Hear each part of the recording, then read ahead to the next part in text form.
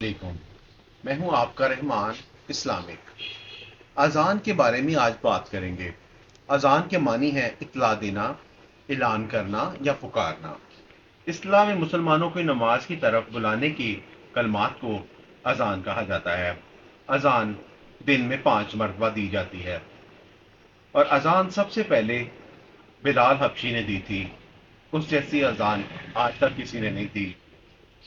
اذان دین اسلام کا عظیم شعار اور اسلامی معاشرہ کی پہچان ہے۔ اللہ تعالیٰ کا اہم ترین ذکر ہے، جس میں اللہ تعالیٰ کی وحدانیت اور حضرت محمد صلی اللہ علیہ وسلم کی رسالت کا اعلان کیا جاتا ہے۔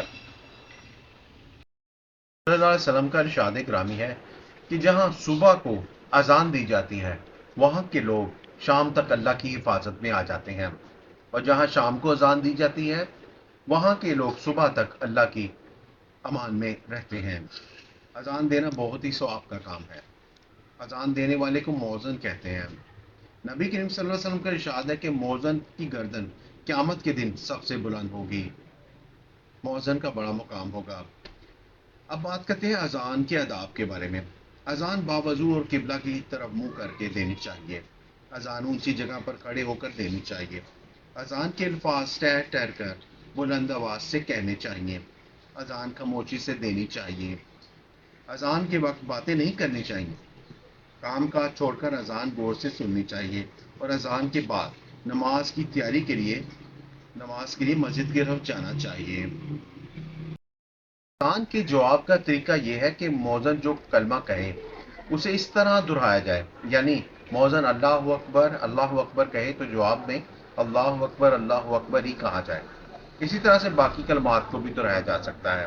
حی علی الصلاح، حی علی الفلاح کے جواب میں لا حول ولا قوت الا باللہ کہا جاتا ہے، اور فجر کی اذان میں الصلاۃ خیر النوم کے جواب میں صدقات مبرت، تو نے سچ کہا اور تو نے نیکی کا کام کیا کہا جائے گا۔ اذان کے مین جو پوائنٹس ہیں وہ ان کے بارے میں ہم بات کرتے ہیں۔ اذان اسلامی معاشرہ کی پہچان ہے۔ اذان اللہ تعالیٰ کا اہم ترین ذکر ہے۔ اذان اسلام کی شوکت کا بہترین عملی مظاہرہ ہے۔ مسلمانوں کی نماز کی طرف بلانے کو اذان کہا جاتا ہے۔ اذان دینے والے کو مؤذن کہتے ہیں، اور اذان کی ابتدا ہوئی تھی پہلی ہجری میں، اور اذان روزانہ دی جاتی ہے 5 مرتبہ۔ جہاں صبح کو اذان دی جاتی ہے، وہاں لوگ اللہ تعالیٰ کی حفاظت میں آ جاتے ہیں۔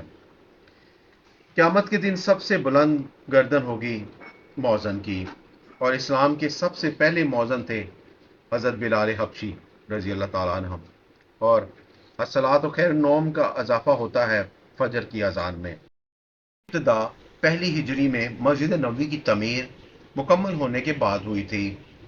یہ تھی آج کی ویڈیو اذان کے اوپر۔ اگر آپ کو ہماری ویڈیو اذان پر پسند آئی ہو تو ہمارے چینل آپ کا رحمان اسلامک کو لائک اور سبسکرائب کر دیا کریں، اور کمنٹس میں اپنی رائے کا اظہار کر دیا کریں۔ شکریہ۔